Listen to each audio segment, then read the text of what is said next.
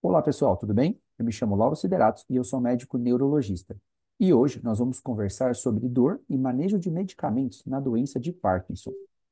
Mas antes, vou contar para vocês uma lenda, que é a lenda dos sete sábios cegos indianos. Então, é uma lenda bastante conhecida. E a lenda é o seguinte: existiam sete sábios que, a priori, manejavam todos os assuntos, eles eram capazes de responder e orientar todas as pessoas, mas eles tinham um ego muito grande, então eles não conversavam entre si. Um belo dia, chegou um elefante naquela aldeia. E esses sábios foram chamados, sem ninguém dizer para eles o que era um elefante de fato, para tentar identificar o que era aquilo.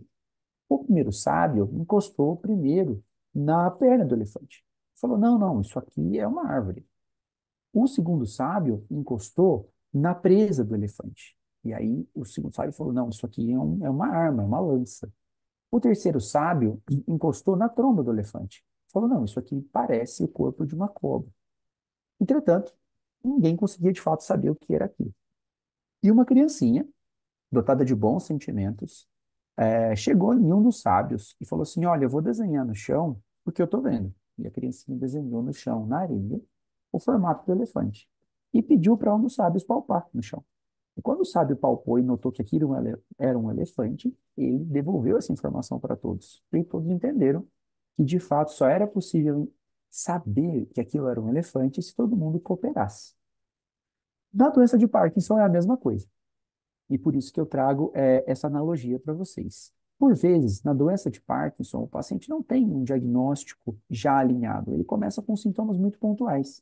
Então, por vezes, o psiquiatra está enxergando uma depressão, o otorrino está investigando uma perda de olfato, um médico do sono está investigando um transtorno do sono REM, ou o gastro está investigando uma constipação. Mas se a gente tirar o zoom e olhar como um todo essa cena, a gente vai perceber que, na verdade, a gente está diante da doença de Parkinson e dos seus mais diversos sintomas. Bom, na doença de Parkinson, nós temos a degeneração da substância nigra. E o que é a substância nigra? A substância nigra é uma região muito nobre do nosso cérebro, na base do crânio. E aqui na imagem nós conseguimos ver essas duas linhas. Então, são linhas cinza escuro, ok? Então, a substância nigra é a fábrica de dopamina. A dopamina é um neurotransmissor produzido nessa região. As pessoas que têm doença de Parkinson não têm a substância nigra ativa. Então, elas não produzem dopamina. Então, esse é um dado fundamental. Na doença de Parkinson, nós temos a redução da produção de dopamina. Só que a falta da dopamina desregula diversas funções cerebrais, causando sintomas motores e sintomas não motores. E, de modo geral, explicando de modo simples para os pacientes, o medicamento ele tem por função, então, estimular a dopamina. Então, ele imita o efeito da dopamina. Nós chamamos isso de estimulação dopaminérgica. Então, falando um pouquinho sobre os sintomas motores, que são amplamente conhecidos, nós temos quatro principais sintomas. O primeiro é o tremor. O tremor na doença de Parkinson ele é mais evidente ao repouso. A pessoa nota que quando a mão está quietinha no colo, ela consegue perceber que começa a tremer. E esse tremor ele aumenta com o estresse. E ele também pode mu assim, mudar o padrão dele se você estiver fazendo uma movimentação voluntária. Então é comum o paciente falar assim: Lauro, quando eu estou a repouso, minha mão treme, mas se eu quiser, eu faço ela parar de tremer. Só que a gente percebe que na movimentação voluntária isso é possível, só que em seguida volta a tremer a mão. Então o tremor na doença de Parkinson ele é involuntário. E de modo geral, ele é assimétrico. Então ele costuma atingir mais uma mão do que a outra, por exemplo. O segundo sintoma, e é um sintoma extremamente relevante para o dia a dia, é a rigidez. A rigidez ela é sentida como uma dificuldade de movimentar as articulações, como se faltasse um óleo no punho, por exemplo, um óleo no braço, no ombro. Então o paciente nota que é difícil, ele tem uma certa resistência para fazer algum tipo de movimento. Em geral, o paciente também pode sentir essa rigidez na região lombar, na região cervical, e ele pode, inclusive, afetar a sua postura, fazendo com que o paciente fique um pouco de lado, por exemplo. Outro sintoma bastante relevante é a lentidão de movimento. Então, o paciente percebe que, de modo geral, ele é o mais lento para almoçar, ele é o mais lento para andar, o banho dele demora mais tempo. Quando ele vai fazer uma tarefa, ele não consegue completar no mesmo tempo que os demais. E essa lentidão também se expressa em dificuldades para falar com o volume adequado, dificuldade para escrever com a letra do tamanho correto, dificuldade para manter expressões faciais. Então, nós temos, ó, tremor, rigidez, lentidão e, por último, nós temos o sintoma do desequilíbrio, também chamado de instabilidade postural. Então, o paciente ele tem dificuldade de manter uma marcha adequada. Ele percebe ao andar que ele pode apresentar algum tipo de desequilíbrio, aumenta o risco de queda, e ele passa a andar com os passos um pouco mais curtos e com menos balanço dos braços. Tem mais dificuldade para se virar, mais dificuldade para subir uma escada, para subir a escada rolante e se sentir seguro. Então, esses quatro sintomas são os sintomas chamados de cardinais, são sintomas fundamentais. Entretanto, a doença também pode cursar com sintomas não motores. Olha que interessante. Então, a falta de dopamina gera sintomas motores e não motores. Os não motores que eu trato aqui nesse momento são quatro grupos. O primeiro são os grupos de alterações neuropsiquiátricas.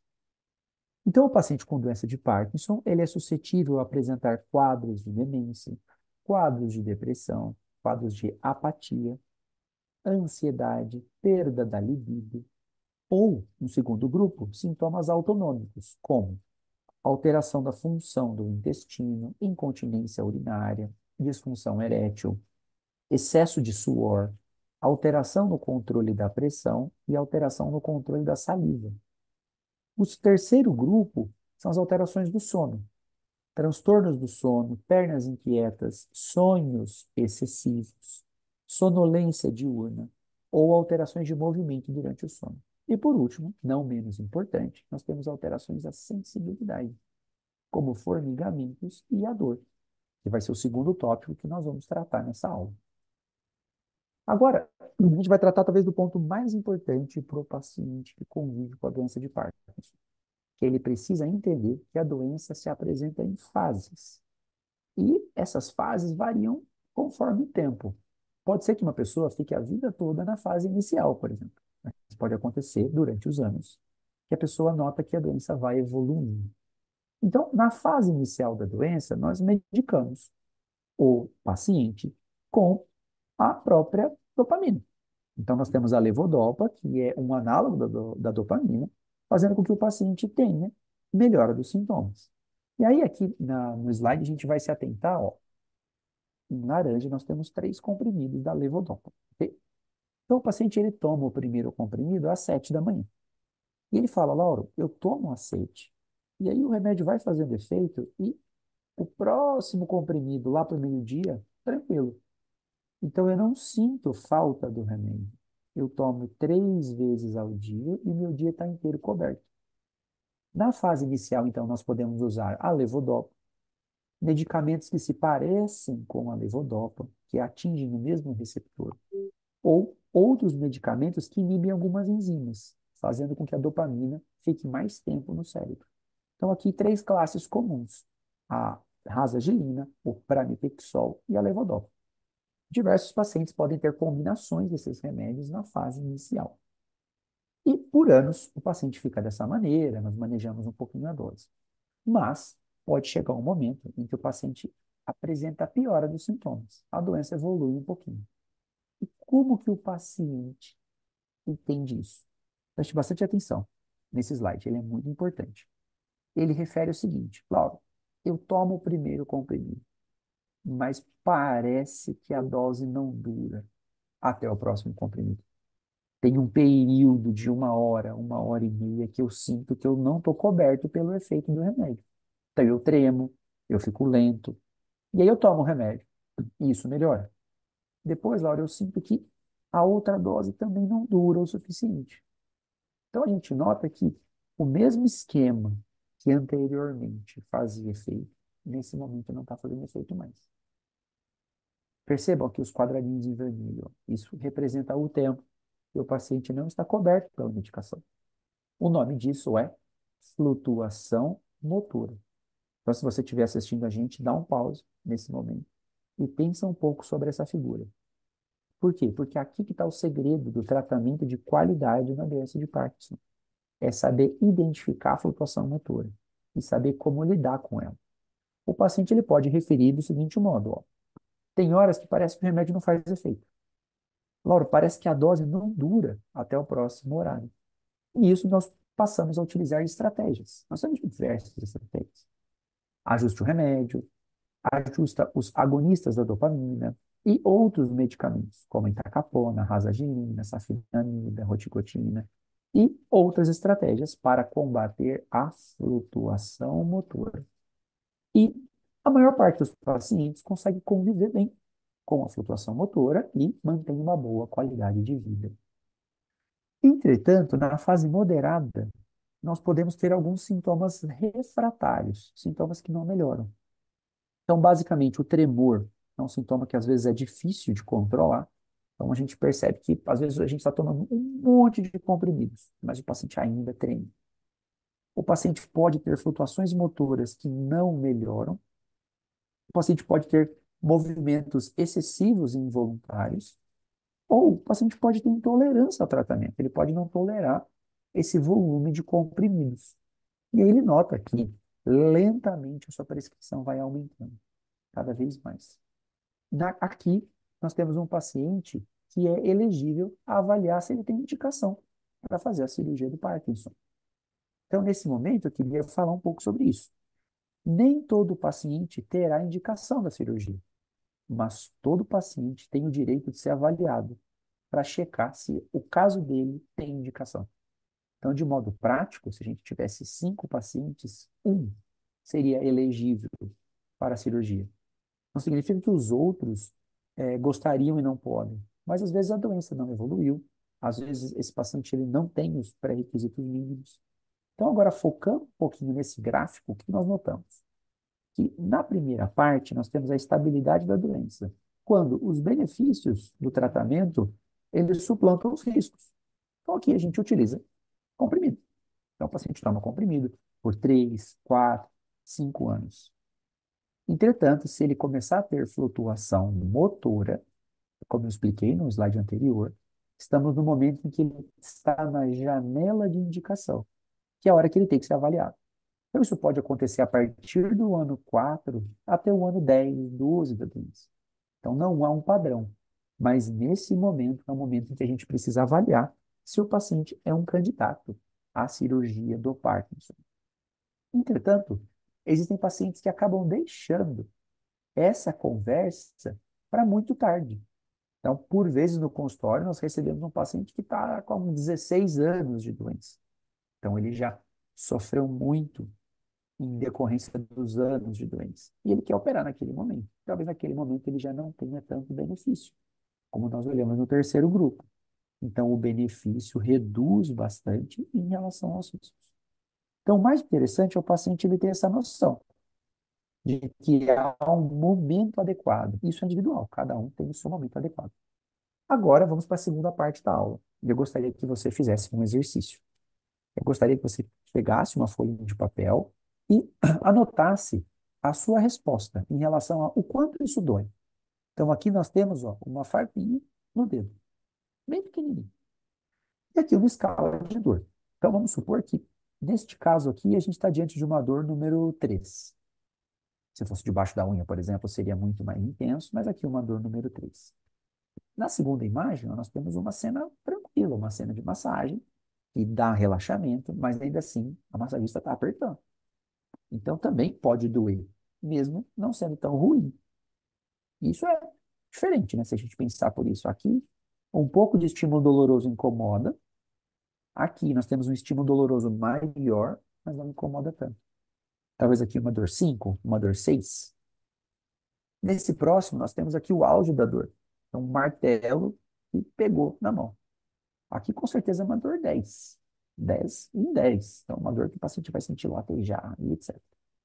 Mas olha que interessante, aqui nós temos uma foto de pessoas que andam sobre a brasa. E essas pessoas relatam que elas conseguem andar diversos metros, diversos minutos, e não sentem dor, mesmo estando em brasas. Talvez elas falassem um incômodo, uma dor sim. E o que eu quero dizer com isso, com esse exercício? Que a percepção da dor, ela é subjetiva e ela é individual.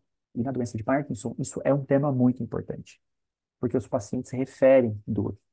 Só que cada um tem uma intensidade de dor diferente. Então, eu trago para vocês aqui alguns exemplos dos diversos tipos de dor em que o paciente pode ter. E abro um espaço também para dizer para você que se você tem doença de Parkinson, convive com os sintomas, você precisa falar para o seu médico que ele precisa dedicar uma consulta para conversar sobre dor. Então, demora, é um assunto delicado. Falando um pouquinho, ó, nós temos a dor da rigidez, que é a dor mais comum. O paciente que às vezes não com o sintoma bem controlado com a medicação, ele pode sentir rigidez. E essa rigidez ser dolorosa. Nós temos também a dor do excesso de movimentos, a dor da discinesia. Também temos a dor da flutuação motor, que vocês agora já sabem o que é. Então, quando o remédio não chega até lá e os sintomas voltam, isso pode gerar dor. Temos também dor central, que é uma dor de processamento cerebral. O cérebro entende aquele estímulo de modo inadequado. Nós temos dores musculares, como dor lombar, como dor óssea. Nós temos dores viscerais, como dor por conta da constipação intestinal. E também nós temos dor de nervo, as dores neuropáticas. Olha só que interessante, quantos tipos de dor nós podemos ter em um paciente com doença de Parkinson. Significa que o paciente vai ter todas? Não. O paciente que não tem nem sintoma. Mas, se tiver, esse sintoma ele tem que ser esmiuçado com cautela. Então, eu trago alguns dados para vocês. Entre 60% a 90% dos pacientes com doença de Parkinson relatam dor. E essa dor pode estar relacionada a sintomas motores ou sintomas não motores. E é possível ter mais de um tipo de dor. E o diagnóstico da dor é fundamental. Demora para a gente conseguir isso. Às vezes a gente precisa de muitas consultas para entender como melhorar esse sintoma de dor. E aqui vamos falar um pouquinho sobre um detalhe, que a depressão não tratada, ela pode também piorar essa percepção de dor. E a depressão é um sintoma muito comum. Cerca de 50% dos pacientes com doença de Parkinson convivem com depressão. E trago para vocês uma dica, uma fórmula mágica, que, a despeito da sua dor, você precisa praticar. Você precisa praticar exercício físico. Essa fórmula mágica vai te ajudar demais. Porque músculo forte sente menos dor. Então, nós notamos que os pacientes com Parkinson, em decorrência da apatia, da fadiga, passam a não querer muito fazer exercício. E eles notam uma piora, principalmente da capacidade física. Então, o que a gente precisa? Do músculo, pessoal. Então, se vocês gostam de algo assim, fórmula mágica é essa: façam exercício físico. Então, nós temos que tratar a dor como um todo. E aí eu trago para vocês aquela imagem do elefante, o elefante da Índia, que diversos sábios estavam observando. Para a gente tratar como um todo, nós precisamos de uma equipe muito alinhada. Então, se você tem alguma dúvida, agende uma consulta médica. Por quê? Porque você precisa alinhar a sua prática de exercício físico, você precisa ajustar a sua medicação para tratar os sintomas da doença de Parkinson, você precisa checar se você está na sua janela de indicação cirúrgica, isso é muito importante. Você precisa ajustar suas medicações para dor, ter um bom diagnóstico de dor, e você precisa fazer fisioterapia. Porque, às vezes, mesmo com o exercício, o profissional da fisioterapia ele é capaz de identificar grupos e exercícios específicos para uma dor cervical, para uma dor lombar. E, se necessário, também nós temos, por exemplo, infiltrações, tanto com lidocaína como com toxina botulínica, para poder debelar e ajudar no controle dos sintomas. Olha que interessante como é tratar a doença de Parkinson. Quantas coisas a gente precisa pensar. Então, assim, eu encerro a minha fala. Eu me chamo Lauro Sideratos. Eu sou médico neurologista da equipe NeuroSapiens. Aqui segue o meu QR Code para o meu Instagram e aqui estão os meus dados. Pessoal, muito Obrigado e até breve. Tchau, tchau.